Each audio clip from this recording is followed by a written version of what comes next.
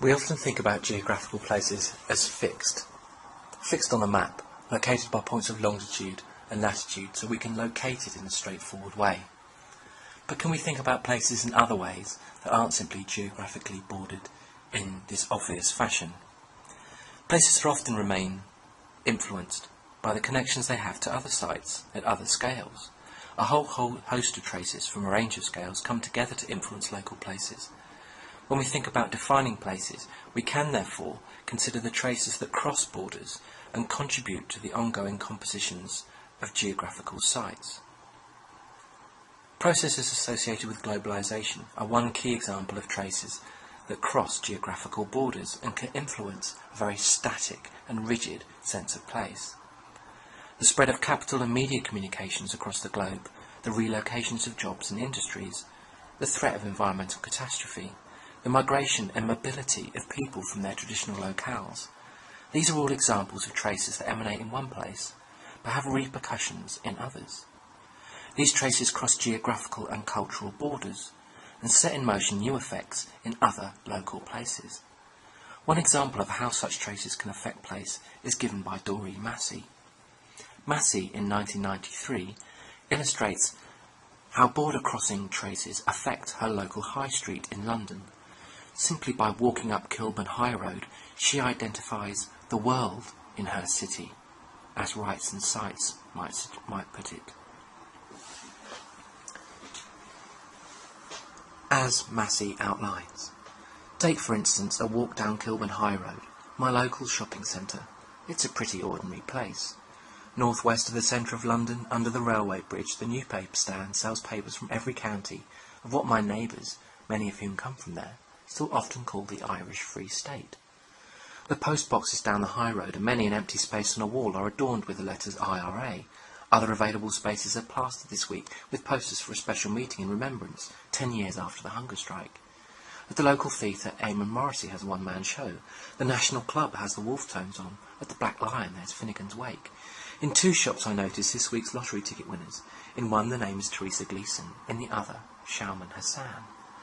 In these ways, Kilburn High Road is not simply located on a map in a particular longitude and latitude in London, but it's connected to Ireland and it's connected to other places.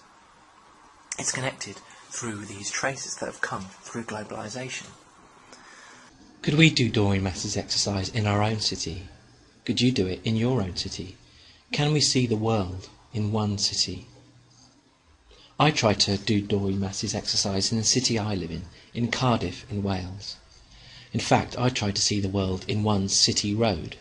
Here is City Road, in the centre of Cardiff. If we see Cardiff on a map of Britain, we can zoom right into City Road.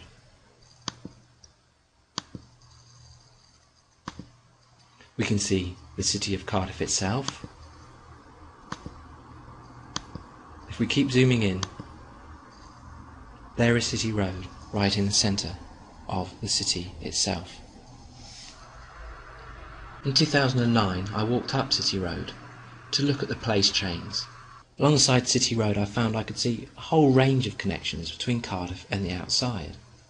This might be in terms of bus directions, or simply the cars that are coming from inside of the city to out. So simply by the movement of people, the movement of traffic, the movement of ideas, the movement of commodities, the movements of goods and services, Cardiff and City Road itself is indelibly connected to the rest of the world. City Road is located on a particular longitude and latitude. City Road is part and parcel of the city of Cardiff and part and parcel of Wales. As this snooker bar outlines, Wales can be found in City Road. But Europe can be found in City Road too. This Polish and East European shop sells goods and services and gives a community centre for immigrants that have come in from Eastern Europe into Cardiff. Cardiff is therefore connected to Eastern Europe and Poland. In this way, it makes no sense to think of Cardiff as disconnected from this area of the world. Europe can be seen in City Road in other ways as well. Think about the Adonis kebab shop. how Greece and Turkey are connected to Cardiff. North America can be seen in City Road too. There is a Hollywood Nails professional nail care, connecting Cardiff in some ways to the ideas and the literal geographies of the western seaboard of the United States. It doesn't end there. Latin America can be seen in City Road in the El Paso Mexican restaurant. Exquisite Africa can be seen in City Road too, for the real African and Caribbean, of all things, experience. Asia is also available in City Road. Simply through walking down the street, we can access all these different geographies. So is place only a discrete grid reference, a discrete longitude and latitude? Is place connected, and in what ways, to the different geographies of the world? How can these adverts in San Francisco that are advertising London, a London which is at once red buses, telephone boxes, Union flags and Nelson's column, at the same time about ethnic culture, about Oriental culture, and all apparently about drinking gin? Places are no longer fixed and discrete in any sense, isolated and unconnected from the rest of the world. So we can go back to Doreen Massey and not think about places as isolated, but think about places as connected, places perhaps as meeting places, as Massey tells us. Instead of thinking of places as areas with boundaries around them, they can be imagined and articulated as moments in networks of social relationships and understandings. From this sense, therefore, thinking about places as ordered and bordered only, perhaps not the only way we can think about places. As she says, boundaries are not necessary for the conceptualization of a place itself. Definition in this sense does not have to be through simple counterposition to the outside. It can come in part precisely through the particularity of that linkage to that outside. The world can therefore be seen in City Road in Cardiff, but that world and that city are particularly interesting. City Road is unique because of those different connections to the outside world, precisely because of the particularity of those connections and linkages to that apparent outside. This raises questions, of course, about how places change. Do places change over time? The original photos I took in City Road were in 2009, and I returned in 2011 to see how the place had changed. So going down City Road in the year 2011 sees some changes to the ways in which this place is defined. It might still be defined by the Welsh snooker club as we can see on the left, but now it has connections to Ireland through the commodities that it sells.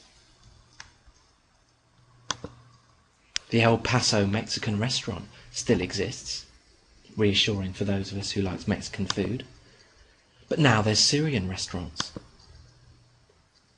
serving a whole range of new products and services, bringing whole new cultures into City Road in Cardiff. There's authentic Indian and Pakistan cuisine in the new Salt and Pepper Grill. There's an Islamic relief centre connecting us to different ethnicities in different parts of the world simply by walking up and down this city. There's Moroccan and Middle Eastern kitchens selling couscous, tagines and juice bars now on City Road. And there's a grill house with a rooftop shisha garden with Islamic writing and language selling this place. There's a Tanveer Tandoori with Indonesian cuisine. And there's a Cuban bar, Las Havanas. So from this short podcast we can see that places shouldn't be thought of as simply isolated in nature, as simply located in some form of longitude and latitude. But they are connected through a whole manner of linkages to the apparently outside world. But also that these places change, that over the course of days, months and years, those connections to the outside world will change. These places are always moving. The goods, services, ideas, commodities, people are constantly coming in and going out of these places. So we can see the world in City Road, but the world of City Road is always changing too. So the ongoing composition of traces that define any places are therefore never purely local in nature. Despite the existence of cultural and geographical borders, it is impossible to insulate a place from networks of trace chains.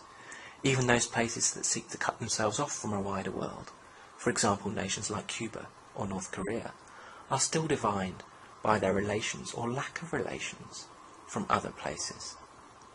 Places are therefore never located in isolation. Trace chains tie places together into networks of similarity and difference. The question we should ask ourselves, therefore, is how are places changing? How are places becoming more globalised? But more specifically, what is the particularity of that linkage? What is the particularity of that globalised linkage between a particular place and what is outside? How is City Road becoming more globalised? What is the nature of the world we can see in one City Road? Is this world becoming more connected to the Middle East, to Indonesia, to America, or to Europe? What is the nature of the place of City Road? How is it becoming more globalised, and in what ways is it becoming more localised?